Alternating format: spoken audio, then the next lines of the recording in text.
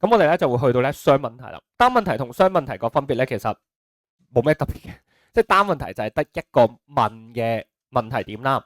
但係雙問題咧就係咧有兩個問題，雙問題咧就係咧有兩個問題。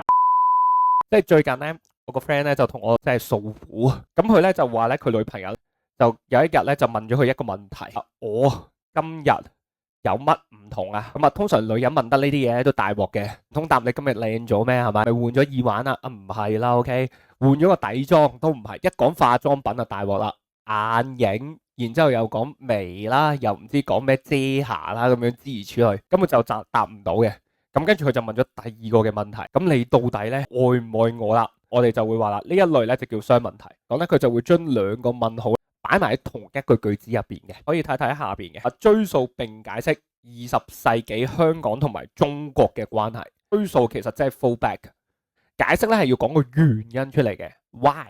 咁我哋通常咧會有兩個唔同嘅框架咧係去作答。第一個用梅花間竹式，第二個就係兩部分分述。幾時去用兩部分分述？幾時去用咧呢個梅花間竹式？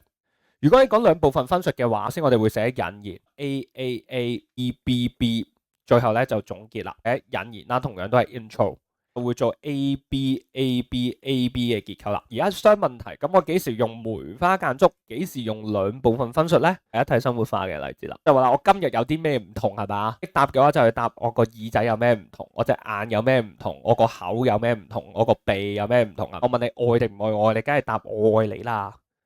咁呢度兩個問題有冇關係呢？冇關係噶嘛。咁所以啦，如果兩個問題係冇任何關係嘅，咁我哋就會用咧呢一個叫做兩部分分述嘅方法啦。